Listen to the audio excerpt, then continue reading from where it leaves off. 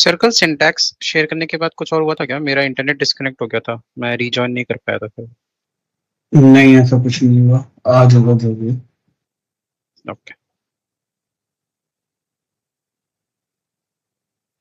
Sir एक बार syntax आप फिर से समझा दीजिए कि एग्जैक्टली क्या है वो, क्या उसका रूल होता है। बिल्कुल बिल्कुल बिल्कुल बिल्कुल, वो कराना पड़ेगा स्वागत, कोई बात नहीं। Thank you.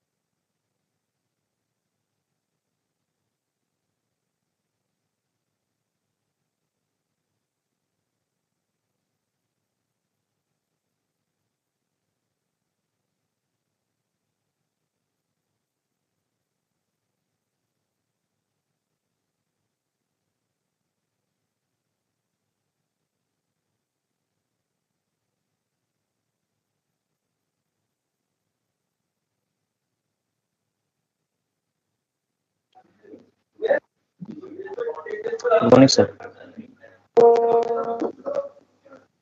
Good morning Vikram.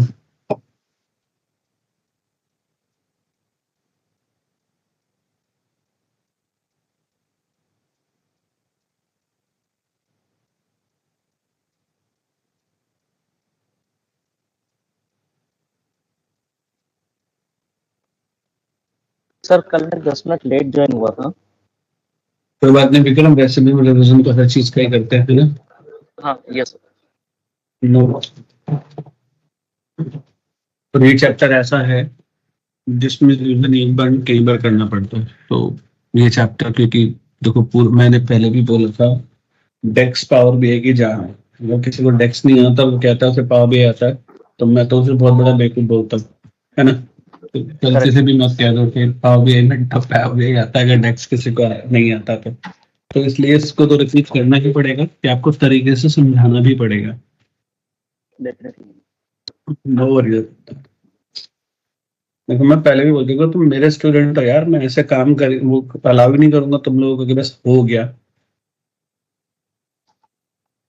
बस हो गया करोगे तो मैंने ही तुम्हें कह देना कि विक्रम को मैंने जानता।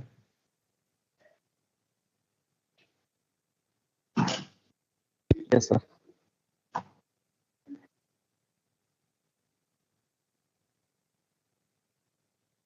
बस गाइस एक रिक्वेस्ट है। देखो मैं एक्चुअली भी, आपको पता है कि कल भी मैंने सेशन लेट के लिया था, ठीक है। अभी तबीयत एकदम एक्यूरेट नहीं है, अब बेटर जरूर है लेकिन एक्यूरेट नहीं है। तो अगर मुझे थोड़ा बहुत लगेगा ऊपर नीचे की तबीयत को ऊपर नीचे हो रही है, तो पॉसिबली कि मैं आपको थोड़ा गैप मांग दूं सिस्टम को वापस रीअरेंज करने के लिए, है ना। मुझे शायद वापस से लेटना पड़ जाए, क्योंकि अभी मैं जहाँ बैठा हूँ वो जगह लेटने लायक नहीं है, बैठकर ही सेशन देने के लिए डिजाइन की गई है। ठीक है, तो अगर श्योर लगा, सर, आपको श्योर सर। तो अगर लगेगा तो मैं आपको बता दूंगा, नहीं लगेगा then good to go. Okay sir. Not an issue sir. Thank you. Okay okay sir. Sir.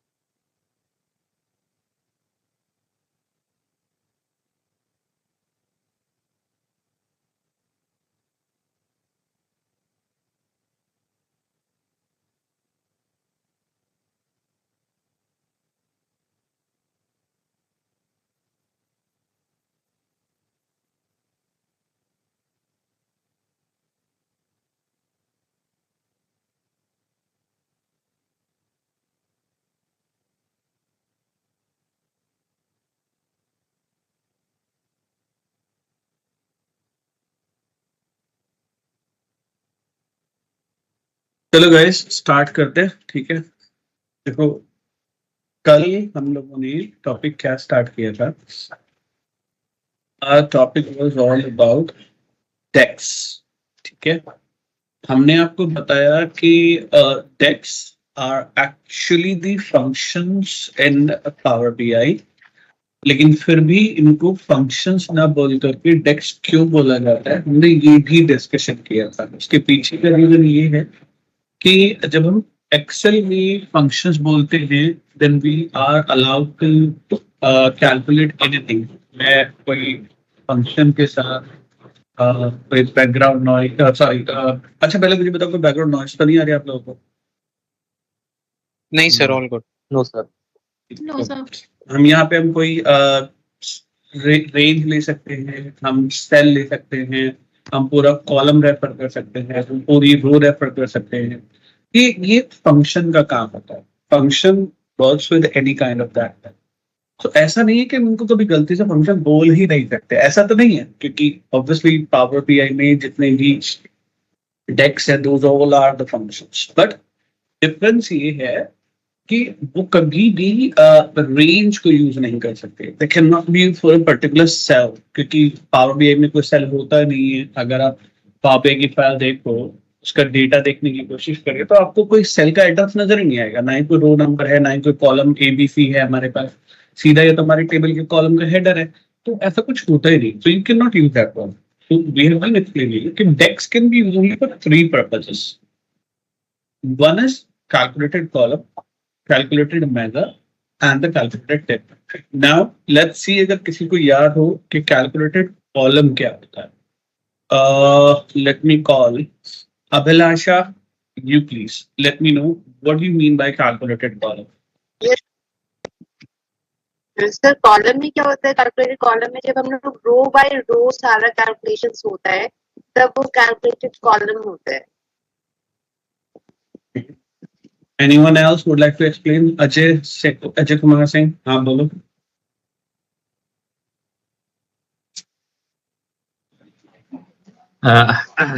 Sir calculated column होता है जो किसी मल्टीपल कॉलम के वैल्यू से कुछ इंफॉर्मेशन डिराइव किया जाता है, मतलब डेरिवेटिव इंफॉर्मेशन जिस कॉलम में आता है उसको कैलकुलेटेड। अजय जी देखिए, यहाँ ये मल्टीपल कॉलम बोल करके थोड़ा गड़बड़ हो गया, क्योंकि जो हम आज एग्जांपल लेने वाले हैं उसमें मल्टीपल कॉलम होंगे नहीं, सिंगल कॉलम होगा।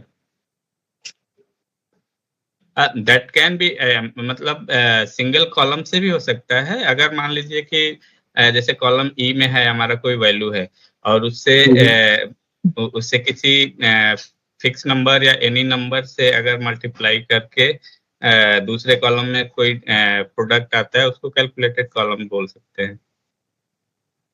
ये तो एक एग्जांपल हो गया। और कुछ अच्छा चलो एक काम करता है।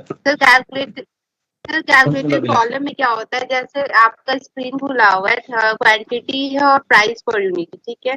तो इसमें वो हर एक हम नया कॉलम बनाएंगे, अगर दोनों को मल्टीप्लाई करेंगे तो वो हर रो में सी और डी को मल्टीप्लाई करके मुझे वो एक नया कॉलम ई में देगा, और वो उतनी बार प्रोसेस करके हमें वो करना पड़ेगा। और कैलकुलेटेड मेजर में क्या होता है कि वो हर टाइम वो कैलकुलेट करेगा नहीं, वो सिर्फ रन टाइम पे करेगा। अभिलाषा आई डोंट नो कि मुझे ऐसा लग रहा है, बट मुझे लग रहा है कि आपकी आवाज ना ब्रेक हो रही है बहुत ज्यादा। गाइस इज इट हैपनिंग और I am just only the one जिसको ऐसा लग रहा है? यस। तो अक्षय आपने हैंड रेज किया था, आपका चांस है, बोलो जल्दी से। So, if I go by definition, any additional column that is generated by any calculation done on the source column. Very good. Any new column that is generated by a calculation based on The source column. Good one guys, ये बहुत अच्छी definition कह सकते हो आप, है ना? कह सकते हो, बिल्कुल सही है कि ओरिजिनल सोर्स हमारे पास यहाँ पर 3 कॉलम थे, लेकिन हमारे पास बाकी के कॉलम्स थे ही नहीं। हमें अपने आउटपुट को अचीव करने के लिए, आउटकम को मैच करने के लिए कुछ एडिशनल कॉलम्स ऐड करने पड़े, and that is possible in power BI based on calculations only. बिना कैलकुलेशन के आप कोई कॉलम ऐड कर ही नहीं सकते। No possibility. ये एक्सेल नहीं है कि बीच में उठाया कॉलम इंसर्ट कर दिया, नहीं होता। आप पावर BI में ट्राई भी कर लो, आपके पास कोई ऑप्शन नहीं है कॉलम इंसर्ट करने का। राइट क्लिक पे इंसर्ट कॉलम, ये जो कमांड आ रही है ये कैलकुलेशन की है। जैसे आप इस पे क्लिक करेंगे न्यू फॉर्मूला बार ऑन हो जाएगा, ठीक है, और नया कैलकुलेशन करने के लिए बोलेगा फिर वो आपसे, और वो हमेशा एंड होगा। Guys did you notice that? Right, तो ये होता ही नहीं यहाँ पे, ऐसा नहीं है, ये एक्सेल नहीं है जहां पर आप क्या कर सकते हो कि नया कॉलम डाल सकते हो या नई रो डाल सकते हो, नॉट पॉसिबल। तो बेसिकली दैट्स राइट डेफिनेशन कि अगर हम बात करें कि एग्जिस्टिंग डेटा सेट्स के बेस पर हम कुछ कैलकुलेशन फॉर्म करके जो नया एडिशनल कॉलम ऐड किया जाता है, जिसकी एक डेफिनेशन ये भी होती है, a new column that is perform the operation for each and every row record. Obviously जो भी कैलकुलेशन दी गई होगी, जितने रिकॉर्ड्स आपके पास है सब पर परफॉर्म होगी। May return a value, may not return a value, that is different, but operation is going to be perform हो गई है। इससे कोई फर्क नहीं पड़ता कि उसने अपना रिजल्ट दिया या नहीं दिया, लेकिन कैलकुलेशन हर रो पर हो रही है। So those additional column known as the calculated column. Do you get it, Vikram? हाँ जी, Yes, sir. Yes, sir. ठीक है। Now measures के बारे में मैंने 2 लाइनें बोली थी, अब ये देखते हैं कौन एक्सप्लेन कर सकता है। I'm expecting the same from Shobit first, right? Measures को लेकर के मैंने 2 लाइनें बोली थी। The first one was measures are on demand, and second one was measures are highly on demand or highly recommended, right? तो इन दोनों का डिफरेंस शोभित आप मुझे बताइए क्या था, ये इसका मीनिंग क्या था? So basically, calculated measures are the calculation which are there available in Power BI. However, it does not takes any space. It can be used in the visual when and where required. There are several options to use them in the visuals when and where required, and the calculation is available in the system. However, guys, एक second, शोभित एक second. Guys, क्या आपको लग रहा है शोभित की आवाज में भी कुछ डिस्टर्बेंस है या मुझे ही लग रही है? यस सर, डिस्टर्बेंस है सर। हाँ, मुझे लग रहा है कि मेरा हेडफोन गड़बड़ हो गया, क्योंकि आज बाकी लोगों की मतलब लग रहा है। Shobhit, this is small disturbance I am finding in whenever you are speaking, तो अपना एक बार हेडफोन चेक कीजिए प्लीज, है ना? एक मिनट सर, जब भी आप बोल रहे हो ना तभी दिक्कत हो रहा है, नहीं तो नॉर्मल है। ठीक है सर, मैं हेडफोन डिस्कनेक्ट कर देता हूँ। नहीं तो इतने एक और को ले लेते हैं। इतने आप कीजिए, कोई बात नहीं, किसी और को भी तो नंबर लगाना चाहिए ना। आज मुझे एक सर याद आ रहे हैं हमारे, है ना, कहाँ गए? Farooq, mister Farooq sir, Farooq Sheikh sir ji, कैसे हैं आप? अभी तो ड्राइव पर नहीं है, पहले ये बताइए। हाँ जी, मैं अच्छा हूँ सर। ड्राइव पर तो नहीं है ना बिल्कुल भी, आराम से बैठे? नहीं, बिल्कुल नहीं। तो सर बस ये डेफिनेशन एक बार आप भी दे दीजिए प्लीज। अच्छे लोगों को मैं ज्यादा दुखी करता रहता हूँ ना, क्या करूँ? So nice of you. So calculated measure is something which gives us aggregate value of Very good. a column. Correct. That's one. And measures are always available on runtime, as in whenever it is required, you can use them at the time of calculation or use. I think same issue आपके साथ भी हो रहा है sir, जो वो voice का है ना गाइस? लग रहा है ना सब कुछ? जी सर। Yes sir. बाकी ठीक है, कोई बात नहीं। वैसे आपने सही डेफिनेशन दी। शोभित पूरा करो और फिर हम नए टॉपिक पर आते हैं, शुरू करते हैं। हाँ, तो सर एग्जैक्टली यही है कि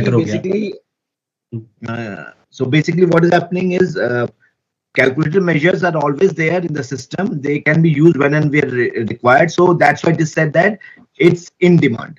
So whenever it's needed, it can be used. However, it is not taking up the space. So that is why it is called as in demand. जो पहली लाइन है ना, वो आपने क्लियर नहीं की कि ऑन डिमांड का क्या मतलब है यहाँ पे, वो आपने नहीं अभी तक बताया। Sir whenever needed, whenever it's dynamic, whenever needed तभी हम उसको यूज कर सकते हैं in the visuals, और if it's not needed, it is kind of hidden, वो hidden रहता है। नहीं, देखो आप अब मुझे लग रहा है मुझे थोड़ा सा एक्सप्लेन करना पड़ेगा। एक बार तन्वी से और पूछ लेते हैं, नहीं तो फिर हम लोग कंटिन्यू करते हैं। तन्वी, आप बताओ इन दोनों लाइनों को क्या मीनिंग समझे थे आप? ये दोनों जरूरी हैं इसलिए मैं एक्सप्लेन कर रहा हूँ। 1 मिनट बस फ्रेंड्स, है ना। पहले तन्वी आप बताओ। सर सॉरी सर, मेरे को यही समझ में आता है जो शोभित ने बताया। अच्छा चलो कोई बात नहीं। विक्रम, आप कुछ कहना चाह रहे हो? फ्रेंड्स 2 मिनट दो बस। Yes sir. Sir calculate measure में क्या होता है कि जो भी हम लोग मेजर कर रहे हैं इसमें एक फिल्टर का ऑप्शन आता है जो कि कैलकुलेटेड कॉलम में नहीं है। कैलकुलेटेड कॉलम में हम सिर्फ कैलकुलेशन बना सकते हैं, बट कैलकुलेटेड मेजर में क्या होता है कि आप फिल्टर भी लगा सकते हैं। उस फिल्टर के बेस पे आप अपना डाटा भी जनरेट कर सकते हैं और वो इजी टू ऑपरेट रहता है, हाइडन रहता है। जब आपको जरूरत है तभी आप उसका यूज कर सकते हैं और उसको अपना विजुलाइज कर सकते हैं। तो ये क्या एक्स्ट्रा मेमोरी स्पेस तो लेता है, but as compare calculated column उसका ऑपरेटिंग एफिशिएंसी काफी अच्छा होता है, इसलिए मार्केट में डिमांड में है। नहीं देखो, आप लोग ने वो चीज बोल ही नहीं पाई जो एक्चुअली एक्सपेक्टेड थी यहाँ पर। ठीक है, इसमें हो सकता है मेरी भी थोड़ी सी गलती रह गई, पर लास्ट चांस प्रिंस को देते हैं। आफ्टर दैट मैं खुद एक्सप्लेन करूंगा। प्रिंस, एक बार एक्सप्लेन करो कि ये ऑन डिमांड और हाई ऑन डिमांड का क्या डिफरेंस है, क्योंकि लोग समझा नहीं पा रहे हैं जो मुझे चाहिए। हाँ जी बोलो।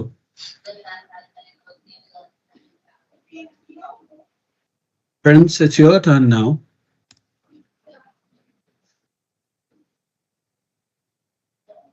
प्रिंस, नहीं हो मीटिंग में?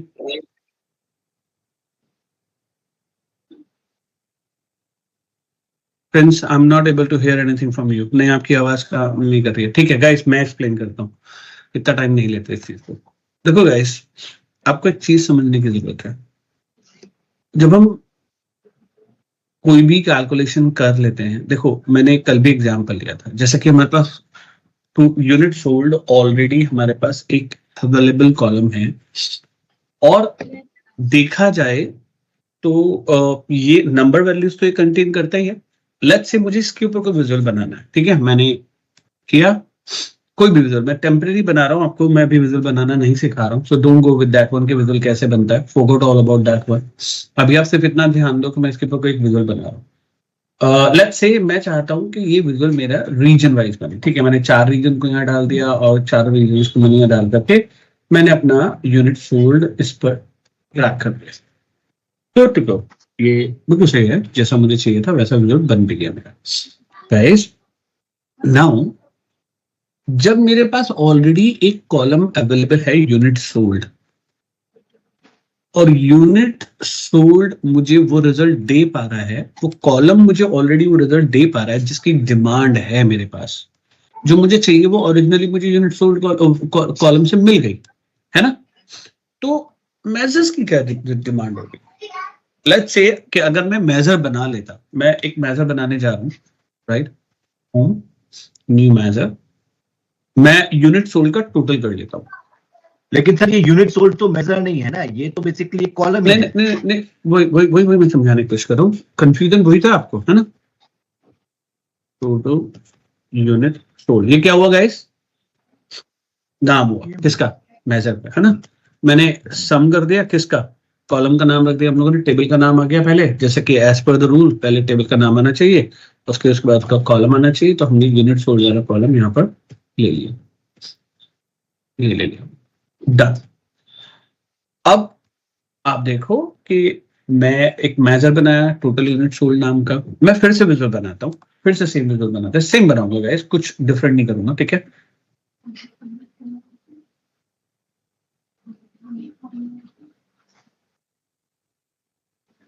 एग्जैक्ट सेम विजुअल बनाने की कोशिश कर रहा हूं मैं, बस एक छोटा सा चेंज मैं करने वाला हूं।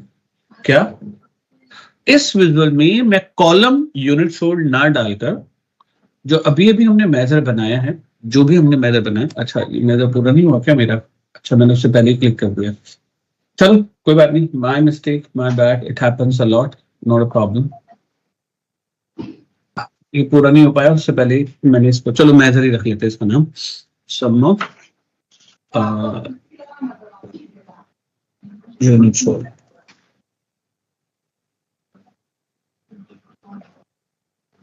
थोड़ा टाइम तो फिर देना था ना पूरा होने का, गलती मेरी।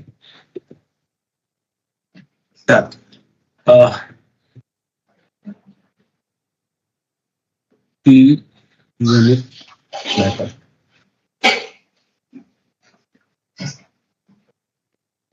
चलो अब बनाते हैं guys.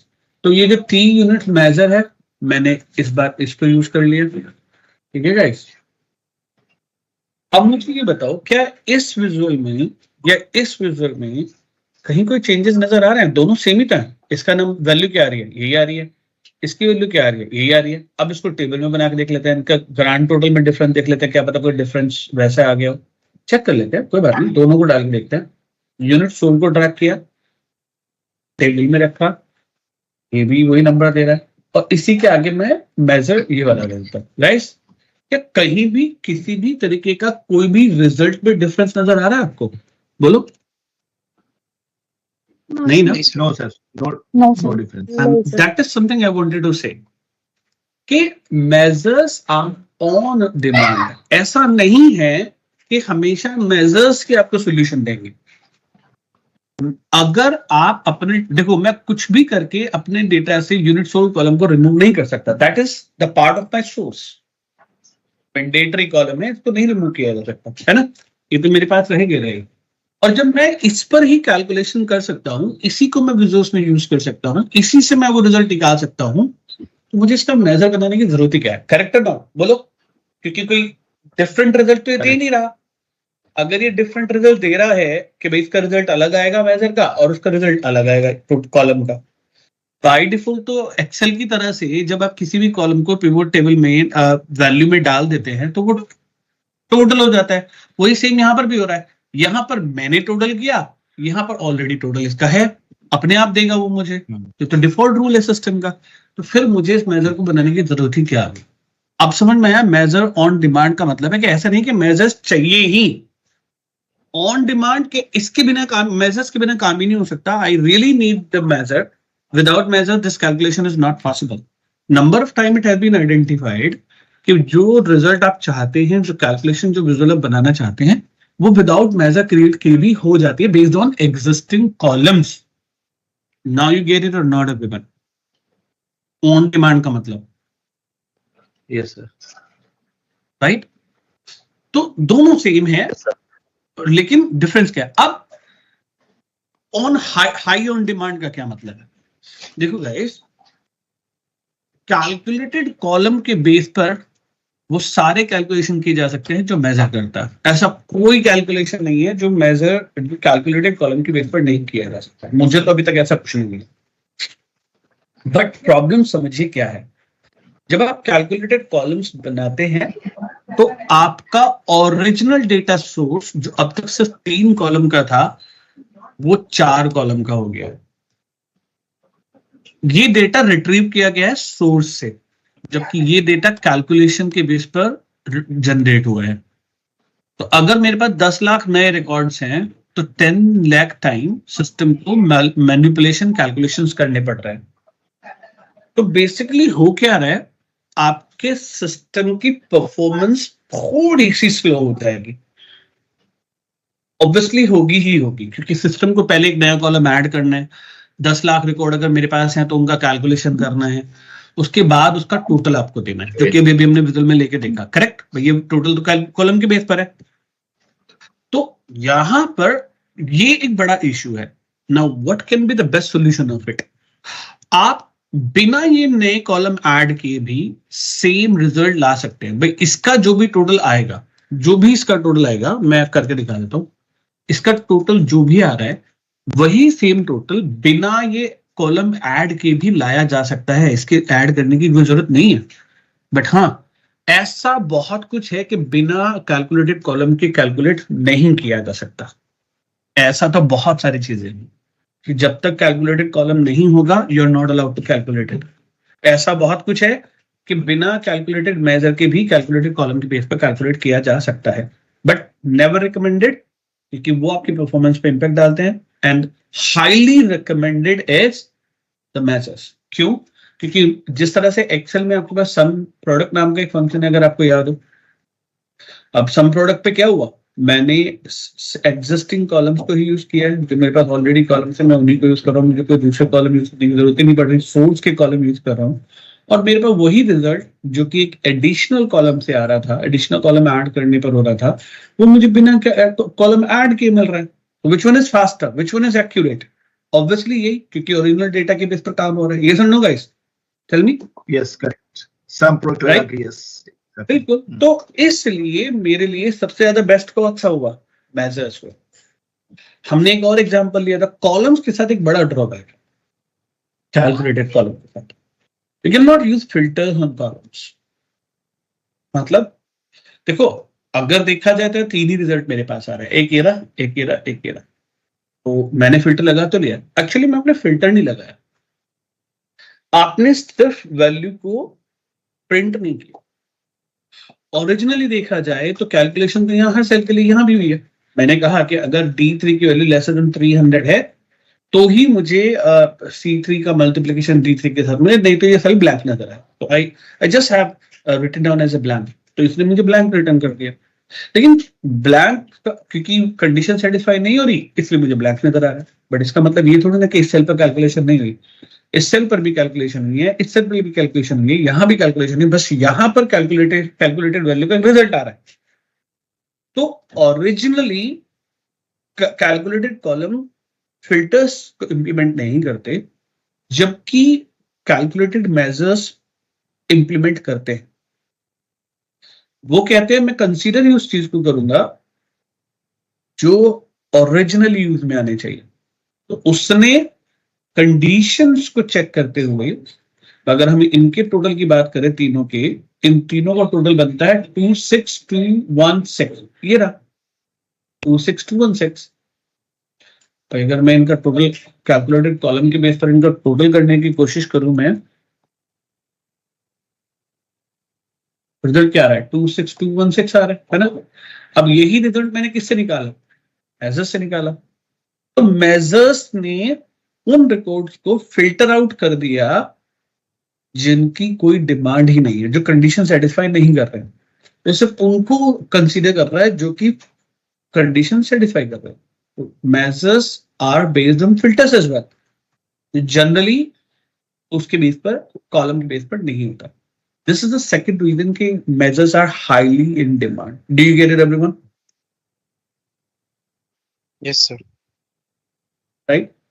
Now the next one, हमने जो बात सर ये फिल्टर वाला कॉन्सेप्ट, फिल्टर वाला कॉन्सेप्ट फिर से को बता दीजिए थोड़ा सा। हाँ, यहाँ तक समझ में आ गया कि सब प्रोडक्ट लगा। हाँ नहीं आप समझो शोभित, यहाँ पर मैंने कैलकुलेटेड कॉलम बनाया है ना। फ्रेंड्स, आपका माइक काम नहीं कर रहा है। Say something, let me check. Your mic is not working. तो आपके पास एक ही सोल्यूशन है कि आप मुझे ग्रुप में मैसेज डालो या फिर आप व्हाट्सएप पे मैसेज डालो, so that I can understand कि आप क्या बोलना चाह रहे हो। ठीक है, देखो शोभित, आप समझे बात को। यहाँ पर ऐसा लग रहा है ब्लैंक है, ब्लैंक है, ब्लैंक, बट क्या ओरिजिनली ब्लैंक है? आप मुझे बताओ। नो सर, नो नहीं है। वो तो कैलकुलेशन की वैल्यू है ना, रिजल्ट है। करेक्ट है ना, करेक्ट है ना। तो रिजल्ट है। फ्रेंड्स, आपका माइक काम नहीं कर रहा, तो अगर आपने एक्सप्लेनेशन दी भी है तो भी वो हमारे सबके लिए बिल्कुल बेकार है। ठीक है, तो यहाँ पर ये लग रहा है कि ये तीनों ब्लैंक है, बट ओरिजिनली इन तीनों में कैलकुलेशन हुई है, इसलिए मुझे ब्लैंक मिला। तो क्या फिल्टर लगा यहाँ पर डेटा पर? ओरिजिनली फिल्टर नहीं लगा ना, नहीं लगा। फिल्टर का मतलब वो होता है कि उन चीजों को हटाओ जो चाहिए नहीं चाहिए और उन चीजों को रखो जो चाहिए, है ना। तो फिल्टर जैसा लग रहा है, इस स्क्रीन पर देखने पर लग रहा है कि फिल्टर काम कर रहा है, रिजल्ट 3 ही जगह पर आ रहा है, बट ओरिजिनली फिल्टर नहीं है। ओरिजिनली तो वो रिटर्न कर रहा है, प्रिंट ब्लैंक प्रिंट कर रहा है, ब्लैंक प्रिंट कर रहा है, ब्लैंक प्रिंट कर रहा है, यहाँ पे वैल्यू प्रिंट कर रहा है, यहाँ पे ब्लैंक प्रिंट कर रहा है, यहाँ पे ब्लैंक प्रिंट कर रहा है। तो ओरिजिनली का काम हो रहा है। लेकिन मेजर्स ऐसा नहीं कहते। मेजर्स कहते हैं कि जहां जहां कंडीशन सेटिस्फाई होगी हम कंसीडर ही उनको करेंगे। तो उसने इंटरनली ही इन सभी रिकॉर्ड्स को कैलकुलेशन से आउट कर दिया, इन सबको क्या कर दिया? फिल्टर आउट कर दिया। और सिर्फ किस किसको लिया? इनको लिया क्योंकि यही 3 कंडीशन जो है क्या कर रही है, आपकी कंडीशन को सेटिस्फाई कर रही है। satisfy कर रही है, ठीक है। बिल्कुल। तो that is what a big difference you have in between the measures and the formula और the calculated column. Do you get it now? Yes yes. चलो, नाउ द कैलकुलेटेड टेबल। हमने ये बात बोली थी, बिल्कुल सही कहा फ्रेंड्स, हो सकता है, बिल्कुल हो सकता है, ठीक है। कैलकुलेटेड कॉलम का कैलकुलेटेड कॉलम का भी यूज होगा, कैलकुलेटेड मेजर का भी यूज होगा। वो डिमांड टू डिमांड है। आपको क्वेश्चन आइडेंटिफाई करना पड़ेगा, क्वेरी आइडेंटिफाई करनी पड़ेगी कि ये क्वेरी कैलकुलेटेड कॉलम पर होगी या कैलकुलेटेड मेजर पर होगी। As much as possible calculated column use करने की कोशिश ना करें। ऐसा नहीं है कि आप सब कुछ कैलकुलेटेड कॉलम के बिना कर लेंगे, पॉसिबल ही नहीं है। You have to do a lot of things जहां पे कैलकुलेटेड कॉलम ही आपको करना पड़ेगा और कोई सोल्यूशन है ही नहीं। बट यस, मैक्सिमम चीजें आपको ट्राई करनी है कैलकुलेटेड मेजर के बेस पर। Now the third one is calculated table. हमने कल भी एक डेफिनेशन दी थी, मैं फिर से एक डेफिनेशन दे देता हूं कि बिकॉज ऑफ कैलकुलेशन, अगर कोई एक नई टेबल आपके एग्जिस्टिंग सिस्टम में ऐड होती है, एग्जिस्टिंग मॉडल में ऐड होती है, मॉडल का मतलब होता है इनको मॉडल बोला जाता है। ये जितनी भी फाइलें आपके पास, जितनी भी टेबल्स हैं, इनको मॉडल बोला जाता है, ठीक है। मॉडल में जितनी ऐड होती है, तो अगर आपके पास एग्जिस्टिंग सिस्टम में एक नई टेबल ऐड हो जाती है, एक नई शीट ऐड हो जाती है बिकॉज ऑफ कैलकुलेशन, तो उस कैलकुलेशन को हम बोलते हैं क्या? Calculated table. Do you get it everyone? बोलो जल्दी। सो बेसिकली शीट जब ऐड होती है उसी को हम कहते हैं कैलकुलेटेड टेबल, राइट? बिल्कुल जी, बिल्कुल बिल्कुल। नाउ हमने सिंटेक्स, देखो मैंने आपको कल भी बताया था, सिंटेक्स जो है, जब भी आप कोई प्रोग्रामिंग सीखते हो तो किसी भी प्रोग्रामिंग, देखो एक प्रोग्रामिंग छोड़ो यार, अगर आपको कोई लैंग्वेज भी सीखनी होती है, लाइक से जर्मन आप प्लान कर रहे हो, फ्रेंच आप प्लान कर रहे हो, कोई और प्लान कर रहे हो, कोई भी लैंग्वेज आप प्लान कर रहे हो, इंग्लिश प्लान कर रहे हो, so there is a way of writing the script, there is a way of telling the script, right? आपको अगर कुछ बोलना है तो ऐसा नहीं है हिंदी की तरह से, जैसे हमारे यहाँ हिंदी में क्या होता है, हेल्पिंग वर्ब सबसे लास्ट में आती है, हाँ है, हाँ, ये कहाँ आता है? सबसे लास्ट में आता है ना। लेकिन इंग्लिश में हेल्पिंग वर्ब सेकंड वर्ड होता है। तो हर एक का राइटिंग स्क्रिप्ट होता है, एक मैनुअल होता है कि this is the procedure that you have to follow. उसे प्रोग्रामिंग लैंग्वेज में सिंटेक्स बोला जाता है कि किसी भी कोड को लिखने का तरीका क्या है। And that's what I mentioned over here. ये समझ में आ गया सिंटेक्स का मतलब क्या था गाइस? क्लियर है? ठीक है। तो पावर बीआई में आपको कैलकुलेटेड कॉलम बनाना हो, कैलकुलेटेड मेजर बनाना हो, कैलकुलेटेड टेबल बनाना हो, देयर इज अ सिंटेक्स। क्या है वो सिंटेक्स? सबसे पहले आपको डिसीजन लेना होगा, कैलकुलेटेड मेजर चाहिए, कैलकुलेटेड कॉलम चाहिए, कैलकुलेटेड टेबल चाहिए, और वो डिसीजन लिया जाता है इस बटन पे क्लिक करके, या तो न्यू कॉलम, राइट? आप कहीं से भी अप्लाई कर सकते हो। मॉडलिंग में जाओगे तो आपको ऑप्शन मिलेगा न्यू मेजर बनाना है, न्यू कॉलम बनाना है, या न्यू टेबल बनानी है। एक ये था, ठीक है। दूसरा, आप यहाँ जाएंगे तो भी आपको ऑप्शन मिलेगा, न्यू कॉलम मिलेगा, या फिर आप होम पे जाओगे तो भी आपको मिल जाएगा न्यू मेजर बनाना है, न्यू कॉलम बनाना है, या न्यू टेबल बनानी है। आप यहाँ रहोगे तो भी आपको ऑप्शन मिलेंगे तीनों के तीनों के, आपको न्यू मेजर बनाना है, न्यू कॉलम बनाना है, न्यू टेबल बनानी है।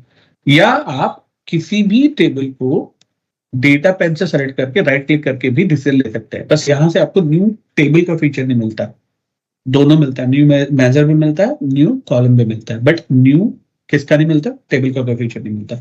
तो first you have to take a decision कि आपको कैलकुलेटेड कॉलम चाहिए, कैलकुलेटेड टेबल चाहिए, कैलकुलेटेड मेजर चाहिए, एंड देन आफ्टर आप उसका सबसे पहले उसका नाम लिखते हैं। अगर आपको कैलकुलेटेड कॉलम चाहिए तो कॉलम का नाम, कैलकुलेटेड मेजर चाहिए तो मेजर का नाम, कैलकुलेटेड टेबल चाहिए तो टेबल का नाम।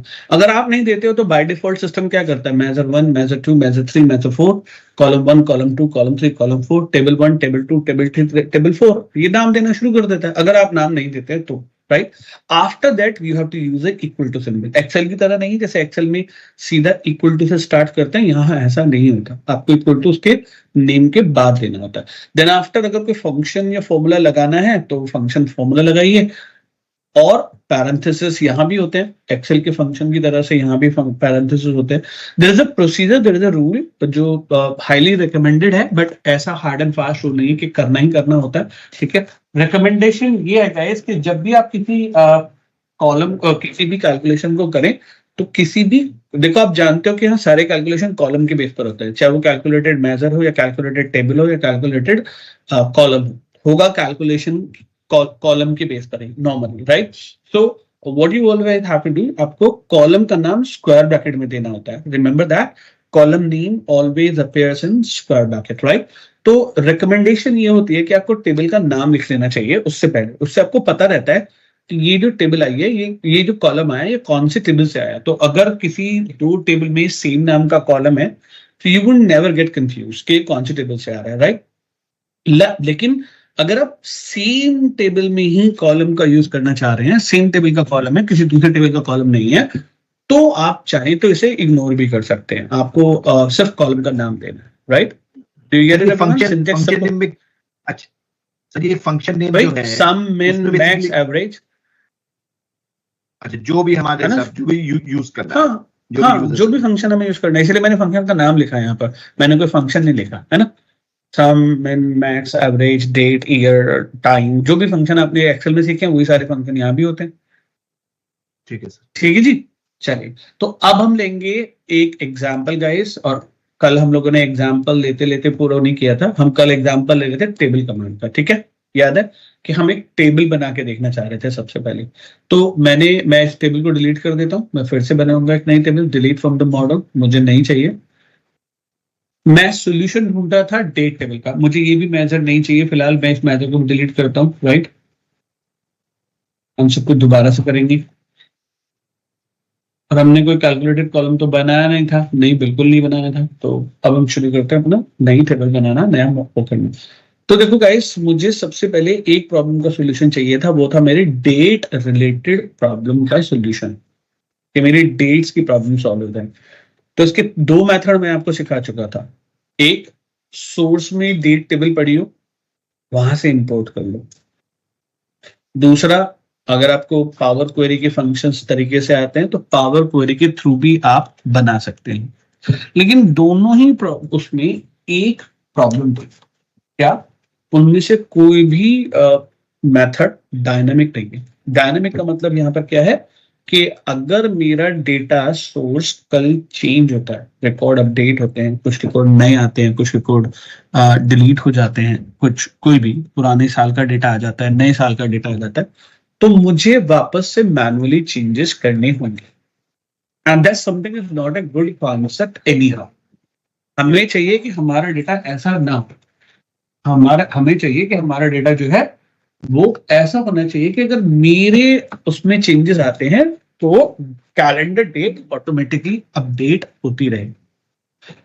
तो सिस्टम कहता है कि फिर ये, और एक वो रोल प्ले डायमेंशन का प्रॉब्लम भी तो था, उसको भी तो सॉल्व करना था. इन सभी प्रॉब्लम का एकमात्र सॉल्यूशन जो है वो है डेक्स. डेक्स इज ओनली द वे जो इन सभी प्रॉब्लम्स को सॉल्व कर सकता है. डेक्स के अलावा कोई ऐसा मेथड नहीं है जिस प्रॉब्लम को सॉल्व कर सके. तो डेक्स का यूज करके हम अपनी पहली नई टेबल बनाने जा रहे हैं. तो मैंने न्यू टेबल पर क्लिक किया, फॉर्मूला बार ऑन में जाएगा. आप जानते हैं कहीं से भी आप न्यू टेबल पर क्लिक कर सकते हैं. ऐसा कोई रूल तो नहीं है कि आपको उसके टेबल व्यू में होना पड़ेगा या फिर रिपोर्ट व्यू में होना पड़ेगा, किसी भी. Now the first thing, if you remember, number one याद है सबको क्या रिप्रेजेंट कर रहा है कि आप फंक्शन की लाइन नंबर 1 लिख रहे हैं. अगर आपको लाइन ब्रेक मल्टीपल लाइन में लिखना है तो आपको क्या प्रेस करना पड़ेगा अपने कीबोर्ड पे? Shift plus enter. Correct, shift enter, shift enter, shift enter, shift enter, shift enter, shift enter. आप उससे मल्टीपल लाइन में लिख सकते हैं. ठीक है. नाउ गाइस, यहाँ पर आपको सबसे पहले टेबल का नाम देना होता है, जो भी इसका नाम देना है. लेट्स से मैंने कहा टेबल एग्जाम्पल 1.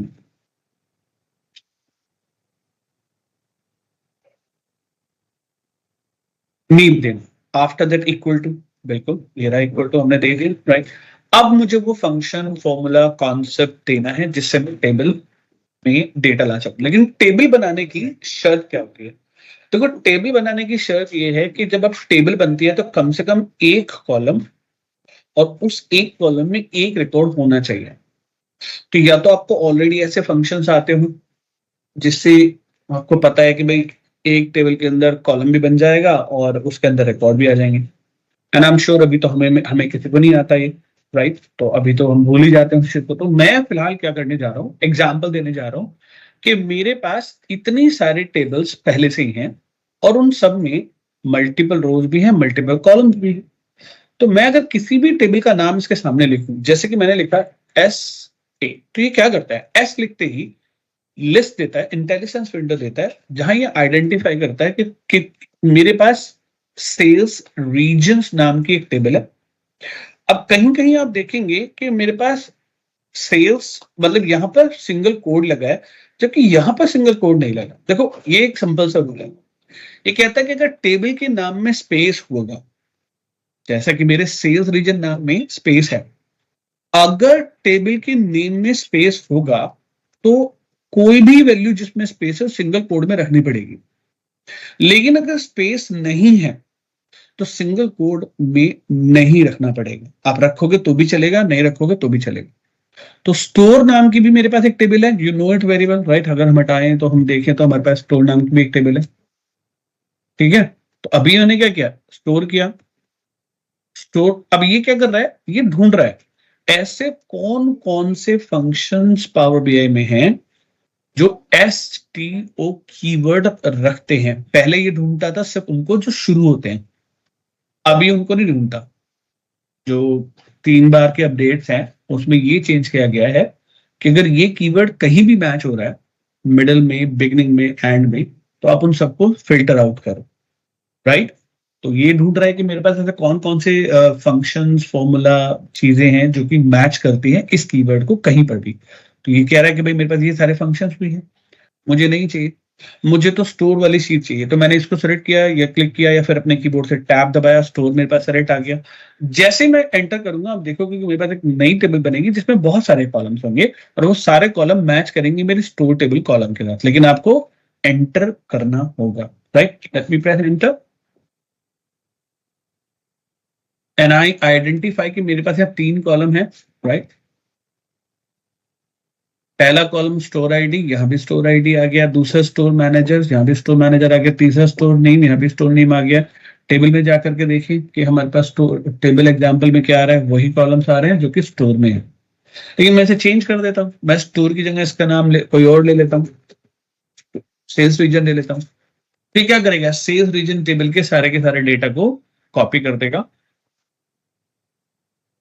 टेबल एग्जाम्पल 1 के अंदर आ गया। अब मेरे पास मैं दोबारा मॉडल में देखूं तो यहाँ नए कॉलम आ गए 4, क्योंकि टेबल के अंदर कम से कम 1 कॉलम और 1 रिकॉर्ड होना जरूरी है। तो इसका तो मुझे कोई फायदा नहीं हुआ, तो फिर एक नई टेबल बनाते हैं, ठीक है। चलो एक नई टेबल बनाते हैं, इसे मैं डिलीट कर दूंगा गाइस, ये तो मैं फिलहाल आपको दिखाने के लिए बना रहा हूँ। और इसका नाम मैं रखने जा रहा हूं डेट टेबल। ऐसा कोई रूल नहीं है कि डेट टेबल ही रखना है, आपकी जो मर्जी करे वो रखिए। मैं अपने एग्जांपल के लिए इसका नाम डेट टेबल रख रहा हूं। Calendar table, calendar DT table, table calendar, जो भी नाम रखना रखिए। दरअसल मुझे एक सोल्यूशन चाहिए इस चीज का कि किसी तरह से मेरी वो सारी डेट्स आ जाए जो मेरे पास डेटा में है। तो मैंने पहला एग्जाम्पल लिया और वो मेरा पहला एग्जाम्पल जो है वो है विद कैलेंडर फंक्शन। कैलेंडर, ये रहा कैलेंडर फंक्शन। कैलेंडर फंक्शन क्या करता है, कैलेंडर फंक्शन पावर बीआई के अंदर कैलेंडर डेट्स लिस्ट क्रिएट करता है।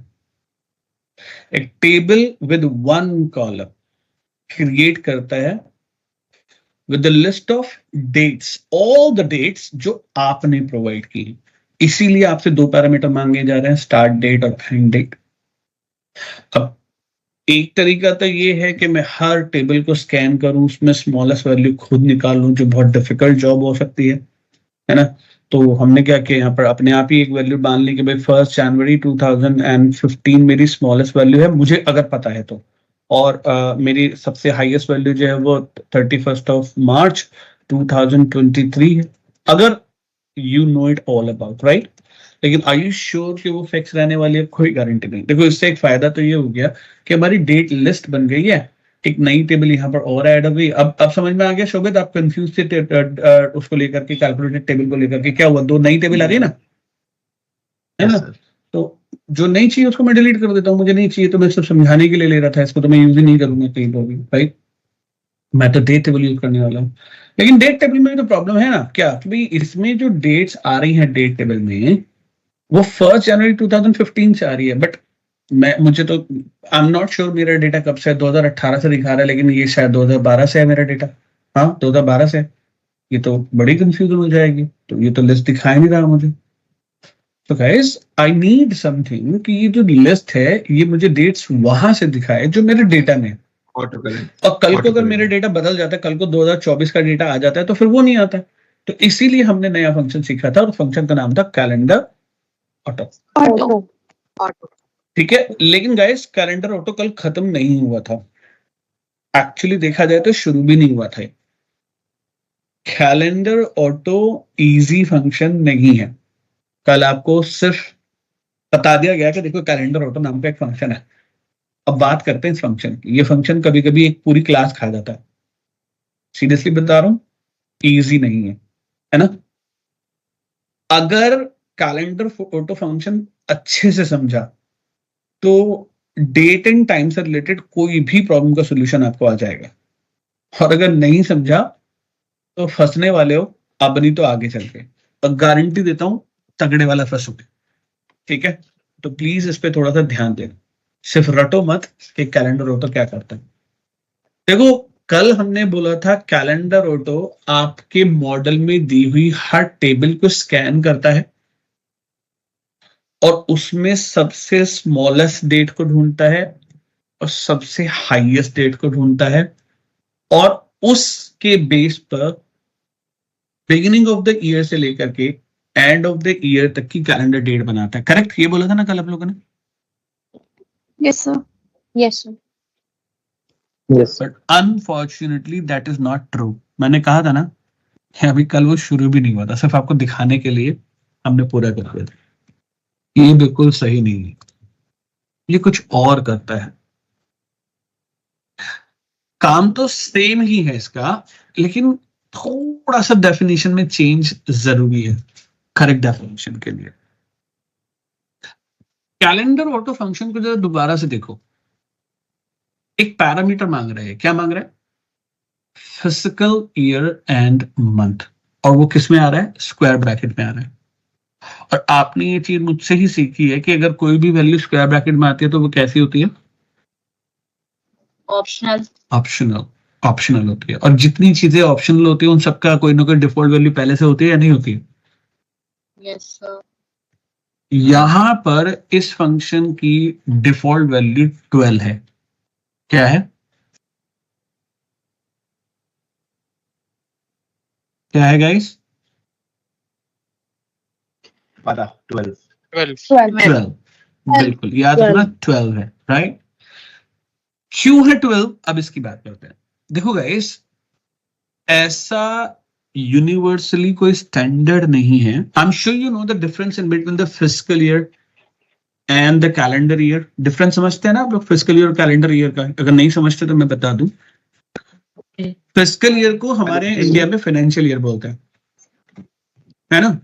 इंडियन रीजन में इसको फाइनेंशियल ईयर बोला जाता है। जैसे कि इंडिया में फाइनेंशियल ईयर कब से शुरू होता है? 1 अप्रैल। हाँ, 1 अप्रैल से, और एंड होता है 31 मार्च को। जबकि कैलेंडर ईयर शुरू कब से होता है इंडिया में? 1 जनवरी। 1 जनवरी, और एंड होता है 31 दिसंबर। 31 दिसंबर। Very good. तो लेकिन ये इंडिया में है, ऐसा कोई रूल नहीं है कि पूरी दुनिया में यही रूल है।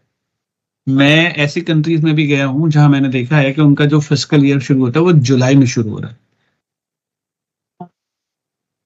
उनका कैलेंडर भी थोड़ा अलग चलता है। सर चाइना में भी चेंज चलता है ना? हाँ बिल्कुल बिल्कुल बिल्कुल। तो यहाँ पर ये कहते हैं कि प्रोडक्ट भी यूएस का, you know it very well, English product है ये वाला। तो दे सेड के डिफॉल्ट वैल्यू 12 है, मतलब कैलेंडर की जो लास्ट डेट है, लास्ट फिजिकल ईयर है, क्योंकि यूएस के अंदर जो फिजिकल ईयर होता है वो स्टार्ट भी, वो भी जनवरी से होता है start. So January, February, March is the first quarter. India में फर्स्ट क्वार्टर अप्रैल, मई, जून होता है। तो उनका फिजिकल ईयर और उनका कैलेंडर ईयर एग्जैक्टली सेम है। तो इन्होंने कहा कि अगर आप यहाँ पर लास्ट वैल्यू नहीं डालेंगे तो हम मान के चलेंगे कि आपका फिजिकल ईयर मतलब एंड हो रहा है दिसंबर में। और अब मेरे डेटा में जो फिलहाल डेटा रेंज मेरे पास है गाइस, उसमें सबसे पहली ट्रांजैक्शन जो हुई है वो 1 जनवरी 2012 को हुई है। तो अब मुझे बताओ गाइस, अगर हम ये मान के चले कि फिस्कल ईयर जनवरी से लेकर के दिसंबर तक है, तो 1 जनवरी 2012 कौन से फाइनेंशियल ईयर में आएगी? ये वो लॉजिक है जो समझना बहुत जरूरी है। बोलो सर क्वेश्चन फिर से क्वेश्चन। हाँ हाँ बिल्कुल, मैं फिर से क्वेश्चन रिपीट करूँ। देखो, हम ये मान लेते हैं कि हमारे यहाँ भी फाइनेंशियल ईयर जो है वो जनवरी टू दिसंबर है ना? क्या माना हमने? फाइनेंशियल ईयर जनवरी टू दिसंबर है। तो अगर मैं ये कहता हूं कि हमारे यहाँ भी फाइनेंशियल ईयर जनवरी टू दिसंबर है, तो मुझे ये बताइए 1 जनवरी 2012 कौन से फाइनेंशियल ईयर में आएगी? 2012 के फाइनेंशियल ईयर 2012-2013 के ईयर में। बिल्कुल 2013 में कहां पहुंच जाएंगे? तो 2012 में तो रहेगी अक्षय, क्योंकि जनवरी 1 से शुरू होगा और 31 पे खत्म हो जाएगा। अक्षय है ना, 13 में तो पहुंचेगा ही नहीं वो। तो गाइस बिल्कुल सही है, correct. Let me hit enter and you will notice कि हमारे यहाँ 1 जनवरी से ही कैलेंडर 2012 से कैलेंडर शुरू हुआ। लेकिन अब एक चेंज करते हैं। मैं ये मान लेता हूं कि मेरी कंट्री के अंदर फाइनेंशियल ईयर अगस्त में शुरू होता है। ठीक है गाइस, थोड़ा सुनना है इसको। यहाँ पर अगर आपने नहीं यहाँ पे सुना तो आपने गड़बड़ करना। यहाँ पे आपने 2012 तो ऊपर कहीं पे मेंशन नहीं किया, तो इसने नहीं, 2012 कैसे तक किया? हाँ, तो अभी अभी हमने क्या बोला था, ये तो आपको कैलेंडर ऑटो ये काम तो करता ही करता है, सबसे स्मॉलेस्ट ईयर वैल्यू ढूंढता है। तो इसने सारे डेटा को स्कैन किया, इससे सबसे स्मॉलेस्ट ईयर वैल्यू कौन सी मिली? 2012 मिली, और उसको सबसे लास्ट भी मिली, इसने लास्ट भी ढूंढी है ना? सबसे लास्ट इसको मिली होगी 2024 मिल या 23 मिलना चाहिए, 23 है, मिला 23। ठीक है, तो इसने सारी कैलेंडर लिस्ट बना दी, लेकिन क्वेश्चन अभी पूरा नहीं हुआ, अभी ये बदलेगा। ओके, तो नई टॉपिक इसने अपने आप स्कैन किया ओवरऑल, और इसने फाइंड आउट किया कि जो छोटी डेट है उसको जो है इसने जो है, और सबसे बड़ी डेट है उसको इसने अपने स्कैन आउट कर लिया। बिल्कुल सही, लेकिन अभी ये पूरा का पूरा रिजल्ट चेंज होने वाला है गाइस। अब मैं ये मान लेता हूं, ध्यान रखना, मैं फिर से बोल रहा हूं कि मेरी पहली ट्रांजैक्शन हमेशा आप यही कंसीडर करोगे, मेरे डेटा में जो सबसे स्मॉलेस्ट डेट है वो है 1 जनवरी 2012। याद रखिएगा, ये मैं दोबारा रिपीट नहीं करूंगा। 1 जनवरी 2012 सबसे स्मॉलेस्ट डेट मेरे डेटा में है। लेकिन अब मैं एक चेंज करने जा रहा हूं, क्योंकि ये पैरामीटर मुझसे मांगता है फिस्कल ईयर एंड, और अगर मैं फिस्कल ईयर की वैल्यू नहीं डालता हूं तो बाय डिफॉल्ट वो 12 मानी जाती है। लेकिन इस बार मैं मानता हूं कि मेरी कंट्री में फिस्कल ईयर अगस्त से शुरू होता है, तो एंड कब होगा? जुलाई। और आपसे ये क्या मांग रहे हैं यहाँ पर? And month. करेक्ट। तो एंड मंथ के हिसाब से अगर मैं ये कह रहा हूँ कि जो अगस्त से शुरू हो रहा है, तो मुझे यहाँ पे क्या देना पड़ेगा? जुलाई का महीना, जुलाई का नंबर क्या होता है? तो मुझे यहाँ पे 7 देना पड़ेगा। समझ में आ गया 7 क्यों दिया मैंने? क्योंकि ये सिर्फ क्या मांग रहा है आपसे? फिस्कल ईयर एंड मंथ, ये सिर्फ मंथ का नंबर मांग रहा है। तो अगर मैं ये 7 डाल करके एंटर करूं, तो सोचो और फिर रिप्लाई करो, बताओ मुझे 1 जनवरी 2012 अगर मेरा कैलेंडर, फिस्कल ईयर कैलेंडर अगस्त से शुरू होता है और जुलाई में एंड होता है, तो 1 जनवरी 2012 जो है वो कौन से फिस्कल ईयर लिस्ट कैलेंडर में आएगी? बताओ। 11-12 perfectly said Ajay ji, very good job. सो वो आएगी अगस्त 2011 से लेकर के 31 जुलाई 2012 के बीच में, राइट? चेक करो क्या हुआ गाइस, मिनिमम डेट क्या आ गई? Correct, right. तो अगर हम इंडियन क्वार्टर सिस्टम के हिसाब से बात करें, कि मैंने इसको इंडियन क्वार्टर सिस्टम के हिसाब से डेट देनी चाहिए, ना कि यूएस के, ना कि अफ्रीका के या किसी और कंट्री के। तो आपको क्या लगता है इंडिया के हिसाब से मुझे नंबर क्या देना चाहिए? 3 फरवरी 3 या 4? 3 अच्छा पहले बताओ 4 वाले कितने लोग हैं यहाँ पर? से स्टार्ट होता है ना? 4 हाँ देना तो एंड है, देना तो एंड है। यहाँ पर एंड दिया जाता है या यहाँ पर एंड दिया जाता है या स्टार्ट दिया जाता है? एंड अजय जी 4 कैसे देंगे? सर मैं स्टार्टिंग कर सकता है। अच्छा नहीं, हाँ वही तो गलती कर रहे ना। अच्छा आप ये पहली डेट बता रहे थे, नहीं पहली डेट तो अभी Yes. चेंज हो जाएगी ना सर, अभी चेंज हो जाएगी, उससे उसकी Yes. बात नहीं कर रहे, अभी बात कर रहे हैं कि हम लोग यहाँ पर नंबर क्या डालें, यहाँ नंबर क्या डालूं मैं डबल ब्रैकेट के अंदर? दैट इज 3 तो 3 अब अगर मैं इसे 3 करता हूं तो अब मुझे बताओ पहली डेट क्या आने वाली है? आप लोग मुझे बताओ गाइस, पहली डेट क्या आने वाली है? सर 1 अप्रैल 2011। हाँ पक्का गाइस? 1 अप्रैल 2011 आएगी। Yes yes sir. Perfectly said, very good, बिल्कुल सही कहा आपने। तो अब हमारे पास 1 अप्रैल 2011 से डेटा होगा, और मेरे रिकॉर्ड्स में मैंने जो लास्ट एंट्री बनाई थी गाइस, अगर मैं गलत नहीं हूं तो मैंने वो बनाई थी 2022 की 31/12/2022 मेरे रिकॉर्ड की लास्ट एंट्री है। अब समझ में आया यहाँ पे 31/3/2023 तक क्यों आ रहा है? फिजिकल ईयर एंड करने के लिए वो उसने हो गया। बिल्कुल, फिजिकल ईयर एंड तो 31/3 पर ही होगा ना, चाहे रिकॉर्ड्स हो या ना हो, है ना गाइस? क्लियर हो गया? तो इसने यहां पर क्या नंबर देना है मैटर्स। नाउ ये टाइम भी दिखा रहा है, टाइम नहीं दिखाना मुझे, तो इसको सेलेक्ट करो और यहाँ पे जाओ डेटा टाइप, इसका डेटा एंड टाइम नहीं चाहिए, या फिर प्रॉपर्टीज में जाकर के बदल दो, मुझे लगता है ये ज्यादा इजी वे है। I just need only and only the 1। So guys ये थोड़ा डायनेमिक हुआ, क्यों हुआ डायनेमिक? क्योंकि ये जैसे जैसे सिस्टम क्या होता रहेगा, डेटा अपडेट होता रहेगा, ऐसे ऐसे कैलेंडर लिस्ट क्या होती रहेगी, अपडेट होती रहेगी। अपडेट होती रहेगी। नाउ अब मुझे बताओ भाई, डेट के बेस पर तो क्वेश्चन बहुत सारे थे जो हमने पावर क्वेरी में किए थे। क्या ईयर पे क्वेश्चन किया जा सकता है? फ्रेंड्स तुम ना उस पे बोलो, यहाँ पे बोलने का फायदा नहीं है ग्रुप पे, है ना? आप सीधा वहीं बोलोगे, मैसेज में बोलोगे तो सुनाई देगा। अभी आपका माइक काम ही नहीं कर रहा ना प्रिंस, ठीक है? चलो सो गाइस अब आप मुझे बताओ भाई, मैं यहाँ पर और भी तो कैलकुलेशन, मेरे से तो क्वेश्चन ईयर के बेस पे किया जा सकता है, मुझसे क्वेश्चन क्वार्टर के बेस पे किया जा सकता है, मुझसे क्वेश्चन मंथ के नेम या मंथ के नंबर के बेस पे किया जा सकता है। तो मुझे वो सारे कॉलम्स चाहिए या नहीं चाहिए?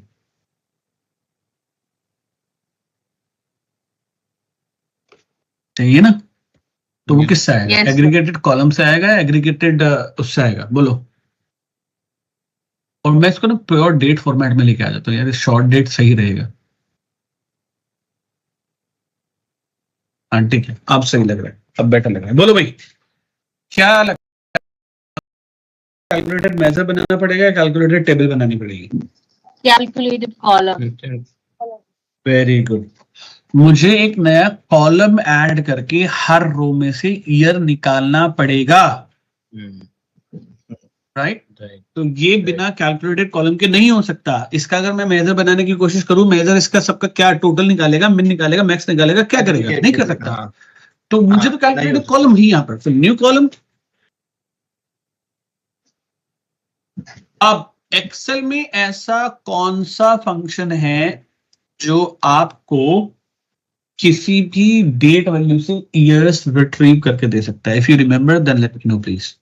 ईयर। तो एक काम करें, इसका नया इसका नाम रख होता है ना, तो हमने किया FY फाइनेंशियल, राइट? ईयर इसका नाम रख दिया। Is it okay? Fiscal year, financial year, जो भी रखना था। Now guys year is the function exactly जो एक्सेल में था, वही फंक्शन यहाँ पर भी है। और ये क्या मांग रहा है आपसे? डेट। मैंने देखो बेस्ट प्रैक्टिस अगर रखनी है तो please follow the same syntax, easy हो जाएगा आपके लिए, नहीं तो डिफिकल्ट होगा बाद में। तो जनरली रूल क्या कहता है, ये क्या मांग रहा है आपसे, डेट कॉलम, वो कॉलम तो जिसमें डेट स्टोर है, क्योंकि यहाँ सारा काम किसके बेस पर होता है, कॉलम के बेस पर होता है, ये तो आप जानते हो ना, राइट। Yes, sir. तो यहाँ पर ऐसा कॉलम कौन सा है हमारा, ये वाला, लेकिन ये कौन से टेबल में आ रहा है, कौन से टेबल में आ रहा है, Date table.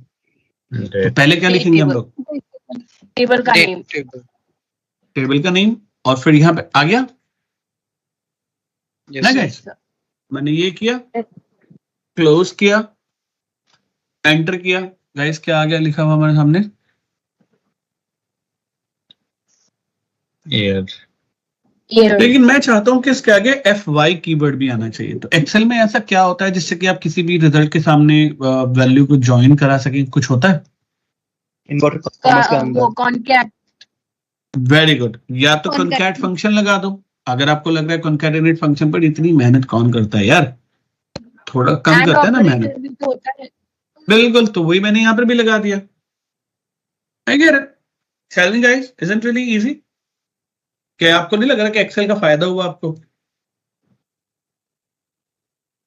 आप एक्चुअली में एक्सेल में लगभग इसके 40 to 50% से ज्यादा फंक्शन सीख चुके हैं ऑलरेडी, राइट। जितने फंक्शन एक्सेल में होते हैं वही सारे यहाँ पर भी होते हैं। तो फाइनेंशियल ईयर की लिस्ट आ गई हमारे पास, राइट। नाउ मुझे मंथ लेना है, तो एक काम करें, राइट क्लिक करते हैं, राइट क्लिक करके हमने क्या किया, न्यू कॉलम, एक और कॉलम करना है। गाइस इसका नाम मैं रख लेता हूं मंथ, इसका नाम मंथ नंबर है, ठीक है। चलो हाँ जी, कौन सा फंक्शन है एक्सेल में जो मंथ का नंबर रिटर्न करा सकता है? Month month end M excel में मंथ ही है फंक्शन का नाम, मंथ एन कोई फंक्शन नहीं है। क्या हो गया? हाँ भाई क्या हो गया?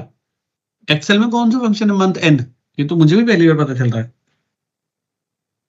सिर्फ मंथ है फंक्शन का नाम। I get the month number, guys. Do you get it? Sir यहाँ पे हमको टेबल का नाम लिखने की जरूरत नहीं पड़ रही, हम तो सेम टेबल में कॉलम सेट कर रहे हैं ना।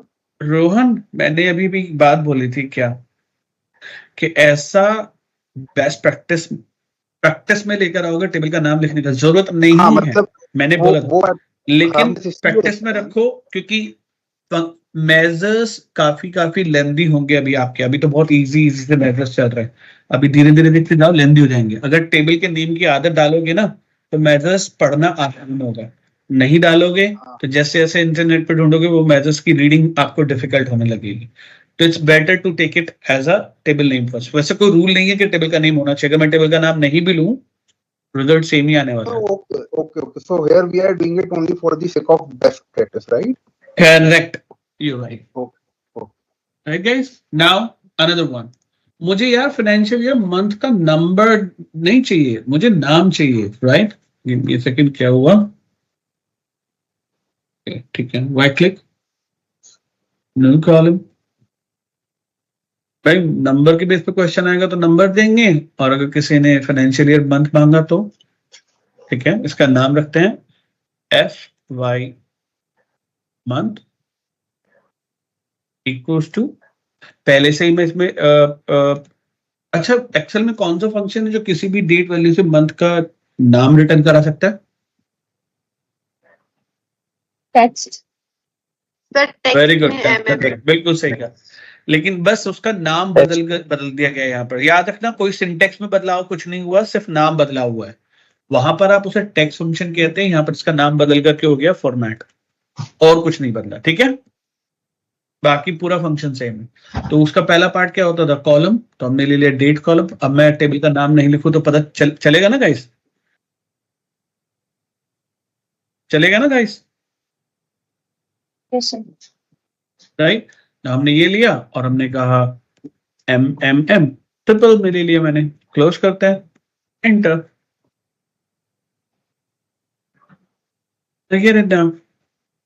यार अच्छा एक बात बताओ, ये भी तो पूछा जा सकता है आप कौन से क्वार्टर में काम करे, क्वार्टर नंबर। अब प्रॉब्लम क्या है, प्रॉब्लम ये है कि जो हमारे पास इंडियन मेथड है क्वार्टर नंबर का, उसके हिसाब से तो 4, 5 और 6, यानी कि मंथ नंबर 4, मंथ नंबर 5 और मंथ नंबर 6 वो किस में आता है? क्वार्टर नंबर 1 में आता है। Yes, sir. Yes, sir. 4, 5, 6, yes. है ना, वो क्वार्टर नंबर 1 में आता है। तो भाई कैसे निकालो? तो मुझे लगता है एक तरीका है हमारे पास। इफ थोड़ा कॉम्प्लेक्स होने वाला है और मल्टीपल लाइन भी लिखने वाला हूं, ध्यान देना। मैं चेक करता हूं, देखो मैं इस कॉलम को भी यूज कर सकता हूं, बिल्कुल कर सकता हूं, मंथ नंबर को यूज कर सकता हूं क्योंकि यहाँ पे ऑलरेडी नंबर लिखा है। लेकिन मैं कोशिश कर रहा हूं सिर्फ ये दिखाने के लिए कि एक मेजर कितना कॉम्प्लेक्स हो सकता है। जरूरत नहीं है इतना कॉम्प्लेक्स करने की, बट होंगे। जब आप गूगल पे ढूंढोगे, जब आप कहीं पर पढ़ोगे, मेजर्स के बारे में खुद सेल्फ लर्निंग करने की कोशिश करोगे, तो आप देखोगे कि आपको बहुत कॉम्प्लेक्स नजर आ रहा है। तो मैं क्या करने जा रहा हूँ, उस कॉम्प्लेक्सिटी को एज एन एग्जाम्पल यहाँ आपको दिखाने जा रहा हूँ। ठीक है, तो मैं किसी भी उसका यूज नहीं करने जा रहा, एग्जिस्टिंग कॉलम का यूज नहीं करने जा रहा हूं, मैं पूरा फंक्शन दोबारा लगाने जा रहा हूं। तो मैंने कहा कि अगर मेरा शिफ्ट एंटर, टैब दे लेता हूं, month of what, date column, date column से निकाली गई मंथ की वैल्यू अगर लेस देन इक्वल टू 3 होती है, 1 2 3, तो गाइस ये कौन सा वो हो जाएगा quarter number? If I am not wrong, India के हिसाब से क्वार्टर नंबर 4 हो जाएगा, करेक्ट। लेकिन अगर ये कंडीशन ट्रू नहीं हुई तो वो आप क्या करेंगे? तो आप लगाएंगे एक और एफ, है ना, एफ, फिर से एक और एफ लगा तो एक और मंथ का फंक्शन लगा, मंथ ऑफ डेट, राइट। और डेट का जो रिजल्ट आएगा अगर वो लेस देन इक्वल टू 6 हुआ गाइस, तो कौन सा क्वार्टर नंबर हो जाएगा? बोलो, 1 और नॉट 1, 3 क्यों? क्योंकि है ना, इंडिया के हिसाब से तो वो हो गया, और अगर ये भी कंडीशन फेल हो गई तो फिर क्या होगा? है ना। देखो मैं टैब इसलिए दे रहा हूं जिससे कि एक लाइन में लिख के आप लोग कंफ्यूज ना हो कि कितना लेंथी टेक्स्ट बन गया। नहीं तो जनरली मैं अगर एक लाइन में लिखना शुरू करूंगा तो थोड़ा कंफ्यूज हो जाओगे। इसलिए अगर यहां से वैल्यू, रिटर्न वैल्यू क्या होती है, लेस देन इक्वल टू 9 होती है, तो क्वार्टर नंबर कौन सा हो जाएगा हमारा? क्वार्टर नंबर 2 हो जाएगा। और अगर ये भी ट्रू नहीं हुआ तो ऑब्वियसली क्वार्टर नंबर 3 तो होगा हमारा, है ना। बोलो यस और नो गाइस।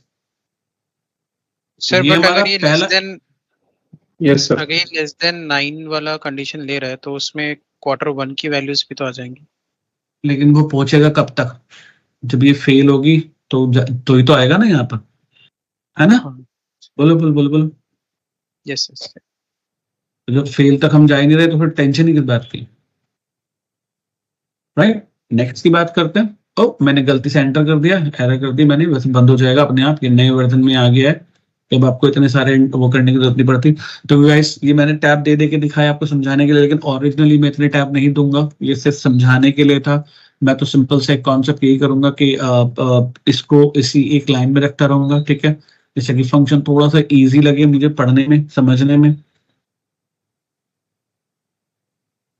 और जितने इफ मेरे ऑन हुए हैं उतने ही इफ मुझे क्लोज भी करने होंगे, ठीक है। तो हम ऑलरेडी पहला इफ यहाँ क्लोज कर चुके हैं, इसको ब्रैकेट क्लोज करते हैं, ये पहला इफ क्लोज हो गया हमारा, शिफ्ट एंटर, ये हमारा दूसरे वाला इफ क्लोज हो गया, ये हमारा एक और इफ क्लोज हो गया, तो यहाँ हो गया क्लोज, ठीक है। बाकी आप देख लो, अगर आपको लग रहा है कि एक ही लाइन में लिखना है, सब कुछ एक लाइन में लेकर आ जाओ। इसे समझाने के लिए आपको किया गया है, राइट गाइस, ठीक है। तो शिफ्ट एंटर आप यहाँ से भी कर सकते हो कि ये इफ के अंदर ये मंथ आ गया, मंथ इसके अंदर आ गया, और हमने इफ को शिफ्ट एंटर करके एक और इफ ले लिया यहाँ पर, ये मंथ वाला जो फंक्शन है इसके अंदर आ गया। ये आपकी अंडरस्टैंडिंग है, how do you want to get it done, how do you want to get it right down, और how do you find it easy to get understood कि बेसिकली हो क्या रहा है, right. Are you getting it everyone? हाँ जी, आया सबको समझ में? नहीं आया बोलो। Yes, sir. ठीक है। तो अब देखो हमने 9 लाइन में ये फंक्शन पूरा किया, थोड़ा सा इजी भी लग रहा है, इस तरह से रीडिंग इजी हो रही है। That's why I am doing this one. I hit the enter and I get the same result जो मुझे चाहिए। तो यहां पर फंक्शंस मल्टीपल लाइंस में लिखे जाते हैं, कॉम्प्लेक्स होते रहते हैं, और अभी तो बहुत कॉम्प्लेक्स होंगे, अभी तो शुरुआत हुई है, बहुत कॉम्प्लेक्स होंगे फंक्शंस आपके, राइट। तो आपको अंडरस्टैंडिंग करनी होगी कि फंक्शन के अंदर जो फंक्शन आ रहा है तो उस फंक्शन का अपना भी एक काम है, how does it really work, right. Let's get few more things over here. हमने क्वार्टर नंबर निकाल लिया है, नाउ फ्यू मोर कॉलम्स। अगर कोई मुझसे वीक को लेकर के क्वेश्चन करेगा तो हमने वीक नंबर भी पहले से निकाल लिया, जो भी मांगे हम यहाँ पर सब दे रहे हैं, राइट, वीक नंबर। और इसके लिए हमारे पास वीक होता है function, you know it very well, week number होता है हमारे पास। और फिर से वही डेट कॉलम में, और यहाँ पर 2 वही मंडे से शुरू होगा मेरा वीक, मैंने ये डाल दिया। और अगर वीक का नंबर लिखना है तो हम इसके आगे कीबोर्ड वो लिख भी सकते हैं, एक कीवर्ड भी डाल सकते हैं, week space this one concatenate week number 14, week 14, week 13, week 12, week 15. That looks like good one, right? Now we did that part. और तो हमारे पास संडे, मंडे, ट्यूसडे से रिलेटेड क्वेश्चन किया जा सकता है कि भाई संडे पर क्या था, मंडे पर क्या था। I am adding one more column here. Now week day 9, right.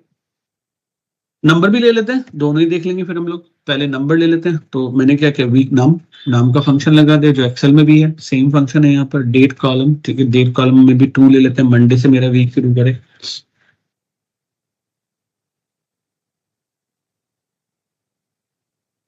Now हमने फिर से किया एक नया कॉलम,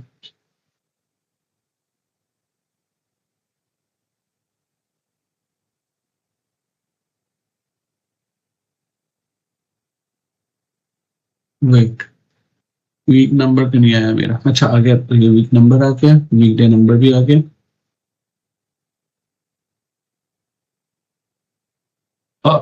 गलती से मुझे वीक नम लग गया, जबकि ये होना था week day. What I thought, कितना गलती हो गई। 1 to 7 आना चाहिए ना, ये तो ठीक है, अभी ठीक है। नाउ वीक नेम, तो वीक डे नेम, जो भी आप इसे कॉल करना चाहें।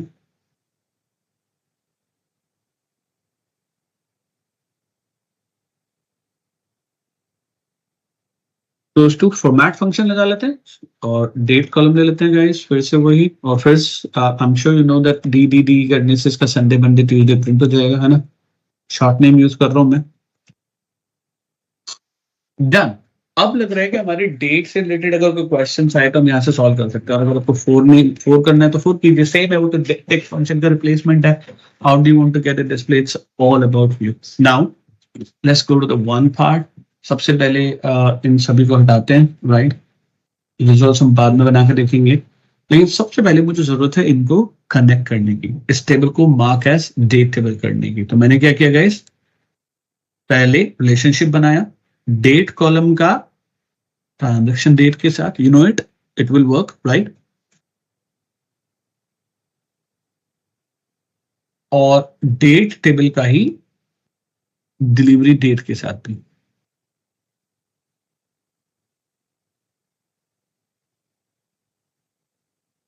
गुड, सेम प्रॉब्लम फिर से आ गई, रोल प्ले डायमेंशन। अभी इसका भी सॉल्यूशन निकालेंगे, अभी रोल प्ले डायमेंशन का सॉल्यूशन हमने नहीं निकाला, will work on that part as well, right. और इस टेबल को हम क्या करते हैं guys, mark as date table. पता है ना क्यों कर रहे हैं मार्क एज डेट टेबल, बताइए कोई मुझे। ताकि हम लोग इसमें डैक्स फंक्शंस यूज कर सकें, time intelligence. Correct, very good. और इसका कौन सा कॉलम है जिसे आप यूज कर पाएंगे, ओनली डेट।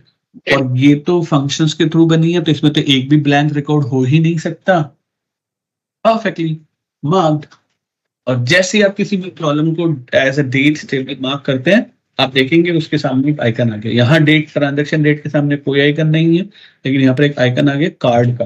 मतलब ये टेबल का कॉलम रेफर किया जा सकता है for any time intelligence functions. अब देखते हैं इसका फायदा क्या हुआ। देखो, मैं ईयर वाइज, ठीक है, डेट टेबल ले लेता हूं। डेट टेबल में ईयर वाइज को हमने यहाँ पे डाल लिया, मल्टीपल ईयर आ गए हमारे पास, इनको फिल्टर बना लेते हैं, स्लाइसर बना लेते हैं। That looks good.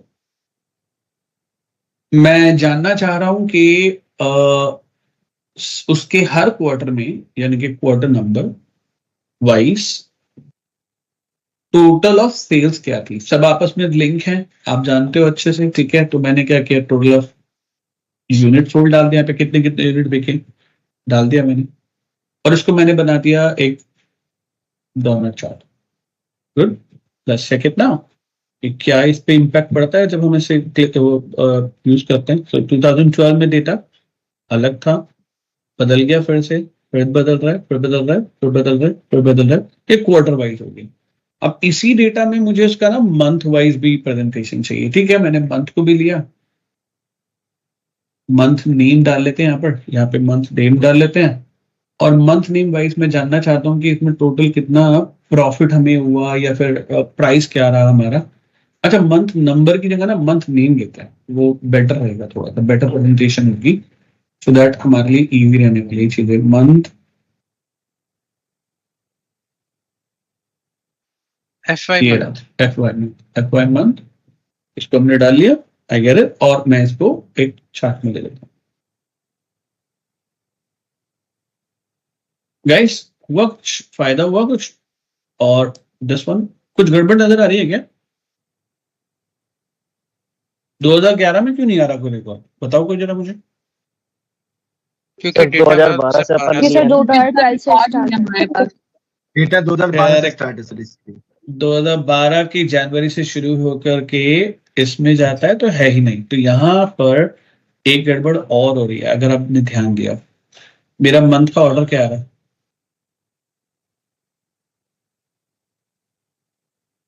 जबकि आना क्या चाहिए था,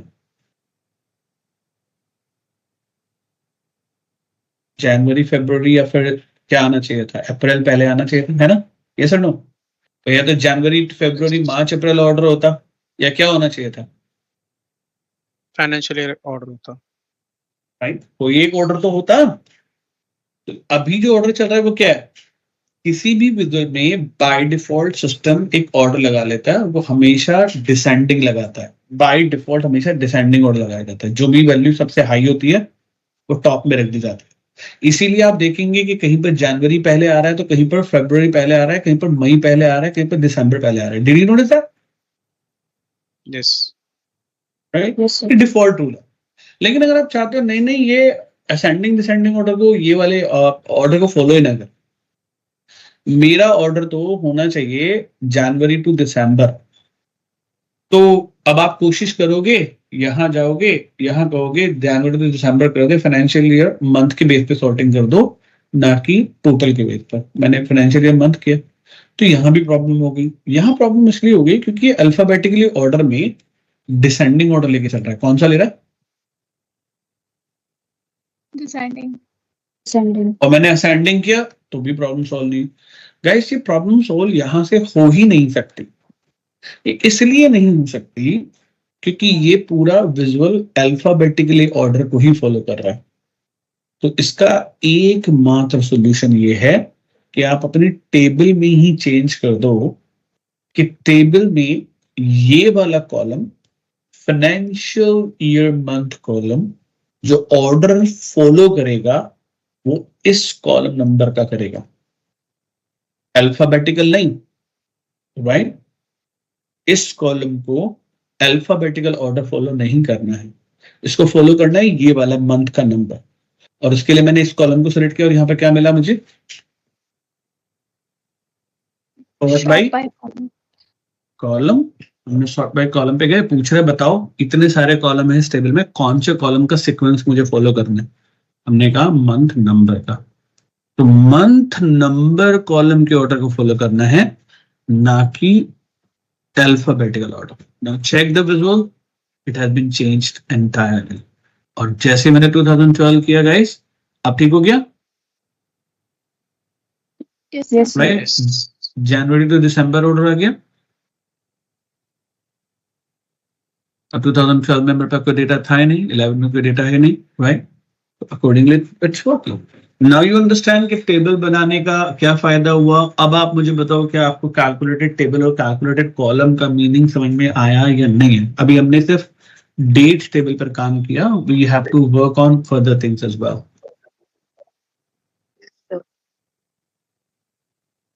किसी को कोई डाउट यहाँ पर?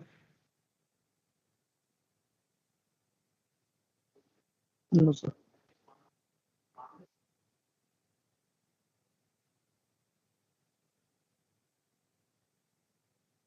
ठीक है, फिर एक काम करते हैं गाइस, आज के लिए इतने रखेंगे।